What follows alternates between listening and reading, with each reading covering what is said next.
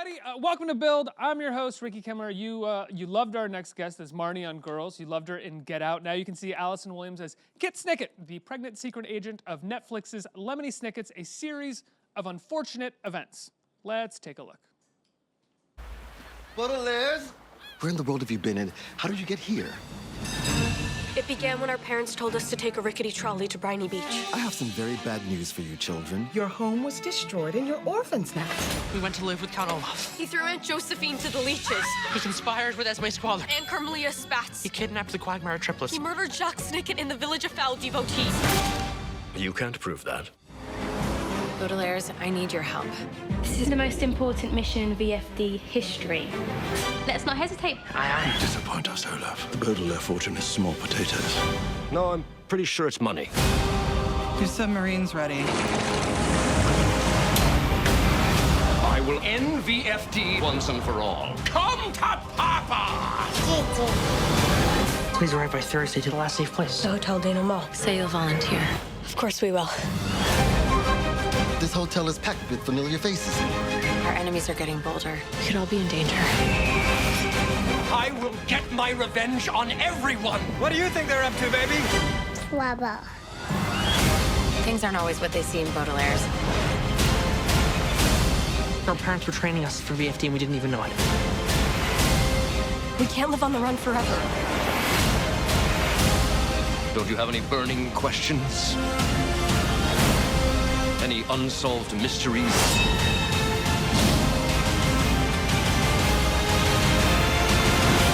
Don't you want to know what happens next? What happens next? Violet, Klaus, and Sonny Baudelaire. My name is Lemony Snicket.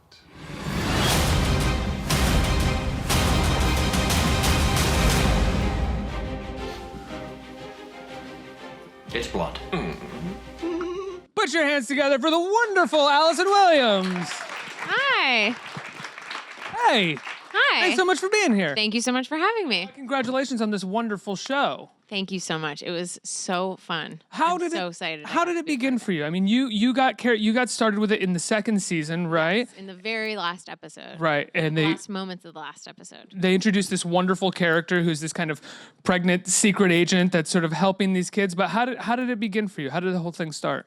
Well, I was familiar with the books and with the Netflix series, but it's an odd story. I was in an airport lounge before a flight, and I went to turn the television to MSNBC to watch my dad at 11 p.m., and the guy next to me was like, wow, thank you. I couldn't figure out how to do that. I was like, you're welcome. It's not that crazy. It's changing a channel. And we looked at each other, and I realized it was Barry Sonnenfeld, and he realized who I was. He knows my dad. So we started talking a little bit. And then I didn't hear from him again for a couple of months. And then he emailed me and said, we need you to play Kit Snicket. And I was like, whoa, okay, why? And he was like, well, you changed the channel, and that was very cool. So there you go. That Barry Sonnenfeld, like famed cinematographer and director, I know everything about it was does not know so how to funny. use a television. That I guess was true. Listen, it might have been an unfamiliar cable channel to him, but regardless, I'm very happy I did it. It was kind of presumptuous of me to think that everyone would be wanting to watch it, but I was sitting there, I had time to kill, so I thought, who cares? I'm just going to change the channel. Upon what airport you're in. Yes, it was in New York City. Like which part of the country? Yes, exactly. Yeah. Thankfully, New York City airport. Exactly. What is it like walking onto this set every day? Unbelievable. The set it's all inside. I mean, with the exception of a couple of things from season 1, everything was built inside sound stages. So as you watch the show, just keep that in mind.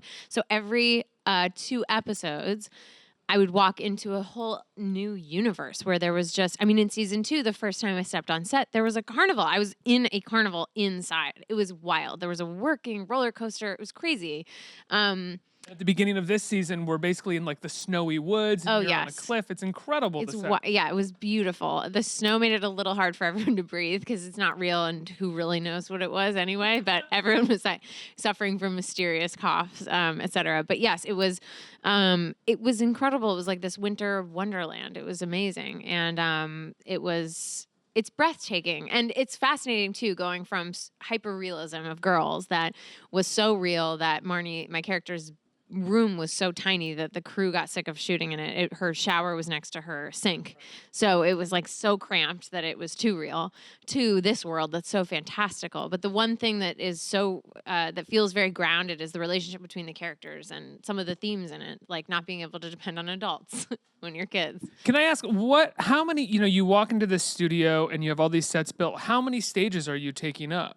Because I think there were 2 studios with a couple stages in each. And so between the sets, they would build in the other studio and then switch sort of back and forth because the set building took a long time. I mean, they're constructing worlds. And for the penultimate episode, they were building a hotel inside, basically, with, I think, a working elevator. So, I mean, it's just a feat of engineering and imagination that I can't even quite wrap my head around. And now you said one of the themes of the show is not being able to trust adults, but your adult is kind of the one adult that yes, can I be actually trusted. really like my adults. But one of the themes in the show is that the Baudelaires go from one irresponsible adult to the next. None of them seem to be able to spot Olaf through his disguises, which, of course, as viewers, we can see plain as day. And I think at a time when adults in general seem to be sort of functioning oddly, I think it's very fun to have a show where the kids always get it right, always know the answer, and are being thwarted by people who think they know better all the time. Well, as a man who was at a progressive college in 2001, I think that the children have always been getting it right. Think, honestly, I think children are brilliant, and I think the Baudelaires in particular. I like that they have their own special skills. Each of them. Sunny is this budding chef. She's like a tiny culinary genius. I mean, it might not be obvious from her tiny self down there, but she's got a career in the sort of chef space coming. Also a career in being maybe the most adorable baby of all time, and so funny, and with such a personality. She's so funny. She's already leading the set. She's very much in charge of our set, very much in charge, with the look on her face or the crinkle of her mouth in a way that looks like she might start crying, like big things would happen. She's gonna cry. She's gonna cry. She's gonna do it. Everyone, look away. I mean, don't look at her, or she's very funny. And Louis and Melina also were just spectacular in their characters. One of them is very literary and reads a lot and is very smart and resourceful. And Violet is an inventor, and she can rig an invention out of just about anything. She's basically MacGyver for our era. So I like what that says about kids and their resourcefulness. Forgive me for not knowing this, but was Kit originally part of the books? Yes, Kit was in the books. Were you aware of her? Did you remember her at all in the series? I didn't remember her, but before I filmed the little piece of season 2, I went back and reread all of the books that weren't in season 1. And so then I was reminded of Kit, but Barry also said we have sort of more, we want to make her a little bit more of the story. A huge part of the story in season 3. Yeah, and she's a huge part of the story. Again, it's hard not to spoil things, but she's a big part of the story in the book as well. There are some fundamental things about her character that are true in the book, but not everything. And so I was glad that they liked me enough to keep that. I always had in the back of my mind, they could change the ending if they don't like me. But is it the same ending from the books? More or less. There are little details that are different. And some of it, there are these other books called the Beatrice letters. So there's sort of a combination of all of that information in there. But I think it ends in a way that is satisfying to people who have been with the series, with the books, who love these characters. I'm sure some people here have seen it all the way through. It premiered, the final season premiered on Netflix with the first, January 1st, New Year's Day. It's so wonderful. It's such a joy to watch. And Neil Patrick Harris is amazing. He's amazing. What is it like working with him? Well, the weird thing is Neil as a person is so nice. I mean, he's as nice as you're imagining him being. He's incredibly talented, so sweet, very handsome. And then this guy walks out of the hair and makeup trailer, and it's just, he's all growly and grumpy and curmudgeonly. And it's very jarring because they could not be more different. But I give him a ton of credit because he cares so deeply about the series. He cared so much about every little thing involved with it. And he and Barry really worked hand in hand to achieve everything that was the show. And I was lucky enough to do a couple of scenes with him. I knew him before this, but I'd never worked with him. And so that was really, really fun. You have a wonderful scene with him near the end of the show. Yeah. Again, trying not to give anything it's away hard. here, but we can just say that it's a really great scene between the two of you. What was it like working that out with him? It was really nice because again, trying not to give anything away, it was sort of a window into a slightly softer side of Olaf, but he still maintained a lot of the hard exterior that he always had. And so I think for Neil, it was about finding out where the soft spot is and where to put the armor back on, because that's been sort of his way for so long.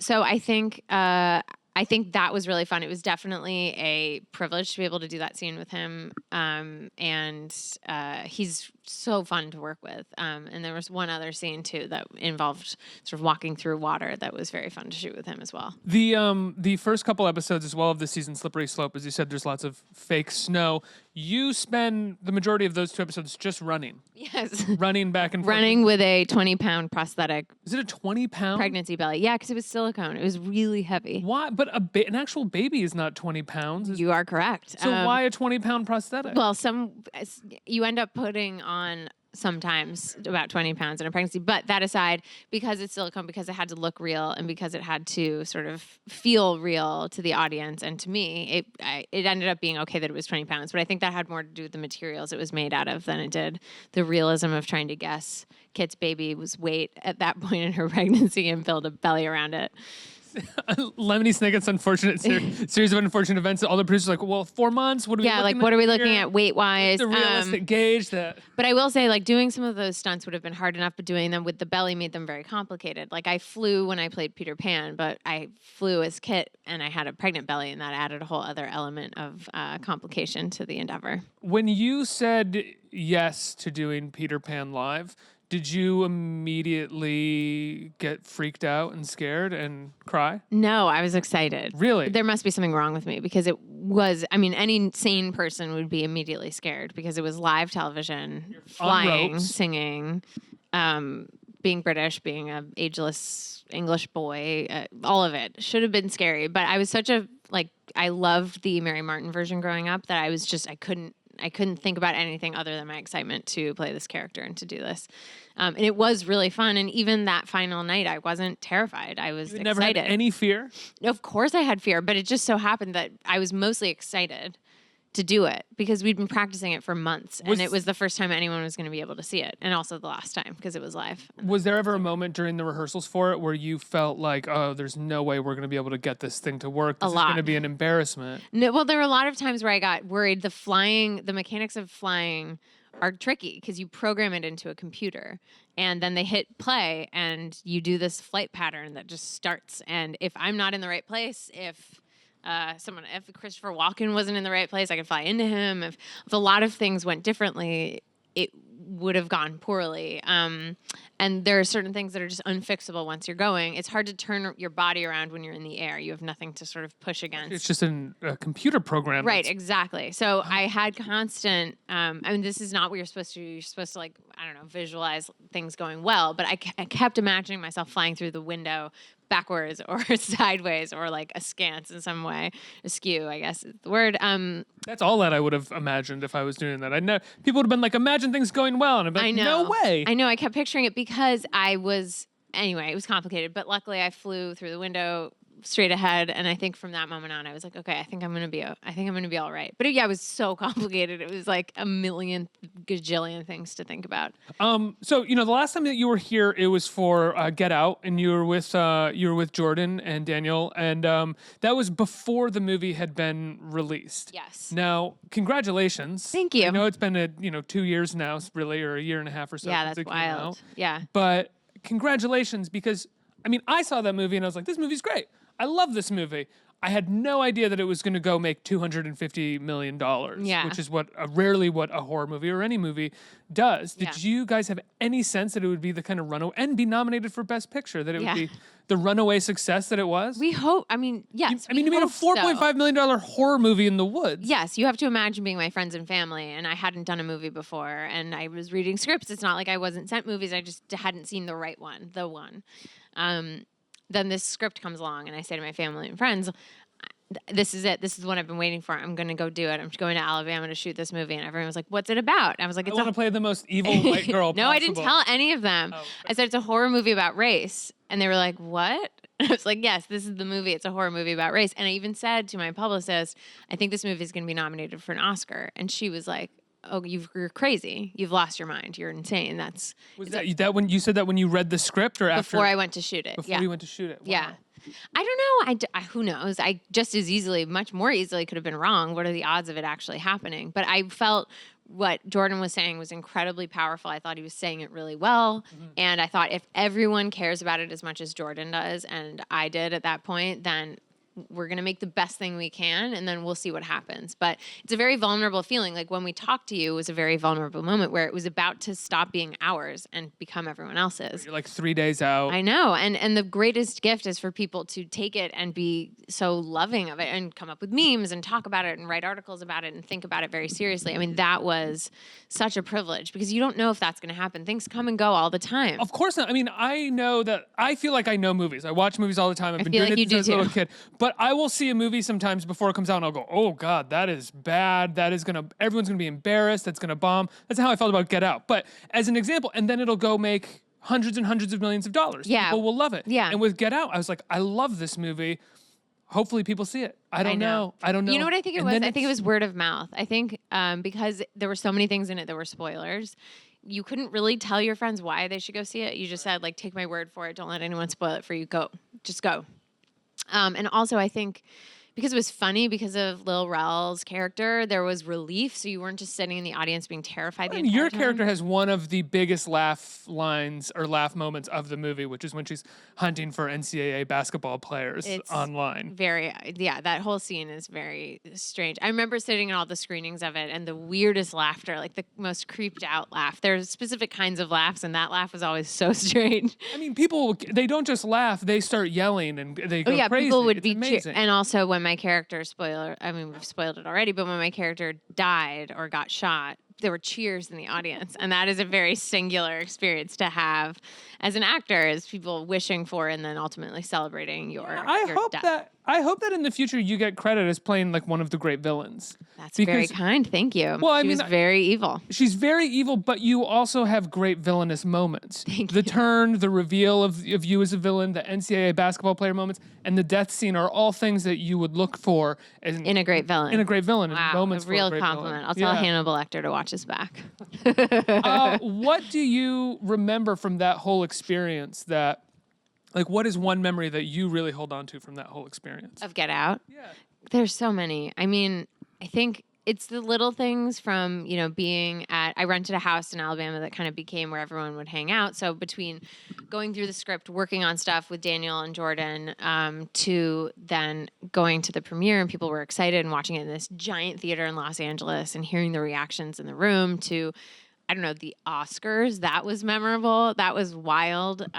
We just kept looking at each other like, what? How did this happen? Wild. Crazy. And look, the Oscars are wonderful, but it's kind of a rarity that like a great cult movie that actually has something important to say makes it. But I think that was good. I think it was cool. And I think it's going to sort of shake everything up going forward, which I feel is really awesome because the criteria of what makes an Oscar movie has felt very consistent for a long time. And I think by mixing it up a little bit, it's going to bring a lot more voices to the table and a lot of filmmakers that we might not have been able to appreciate otherwise. And watching Jordan win an Oscar was like a wild moment. You said that, and this is a good question, I think, for filmmakers and writers out there, because Jordan wins the Oscar for Best Screenplay, right? And we always have this idea that the screenplay gets written and then they go shoot it, and I'm sure the screenplay was great right off the bat, but you said that you guys would get together and talk about it and work on it. Did you find that when all of you were together working on it, that he was still changing stuff, that he was still figuring things out? Jordan's goal was like the best idea and the best execution wins. Yeah. And so when you're dealing with someone who is humble like that about everything, but also knows exactly what he wants and what he's making, it's perfect because you can throw something out and if it doesn't work, he'll say that doesn't work. But if it does work, he'll be so grateful and excited because it's not his ego that's involved. It's like, I want this to be as good as possible. I'm not just going to reject an idea. So there was definitely a dialogue about it. But at the end of the day, it is very much Jordan's script. I don't know what it says about Jordan's mind, but this is what was going on in there. And I think he started working on it like 8 years ago or something.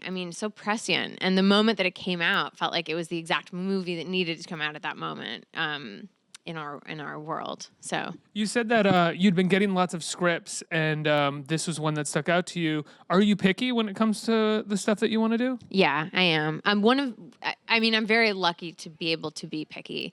Having been on Girls for all those years meant that I had a job. Yeah. And so anytime I did something else was just sort of bonus. I could support myself. I knew when my next day on set was, so I didn't have that actor anxiety of I'm never going to work again. I mean, we all think that all the time. I still do. And will never stop. I have a feeling that like Meryl Streep is constantly worried that she's never going to work again, which is absurd, but it's just the way, I don't know. It's just, maybe it's a part of the personality that is an actor. I think it's the American personality. That's also very true. I think it's the actor. I'm Very gainfully true. employed for I know. 7 years, and every day I'm like, oh, they're going to let me go. Yeah, I'm exactly. gone. That's Yeah. it. That was my last one.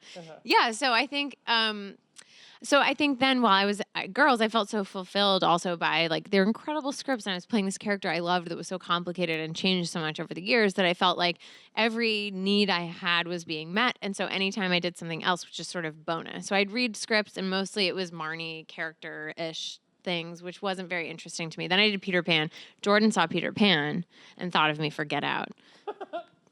Listen, I don't see the connection either. It's very strange. He'd also watched Girls, but I think he figured, I remember saying to him, you must have thought I'll do anything, right? And he was like, kind of, yeah, I just thought you, there's a certain amount of like, all right, if you're willing to fly around on live television with Christopher Walken, you're probably willing to be like the most evil white supremacist we've ever seen on screen. And the answer was yes, of course. You're not going to show up on the day and be like, I'm not super comfortable with this language. Exactly.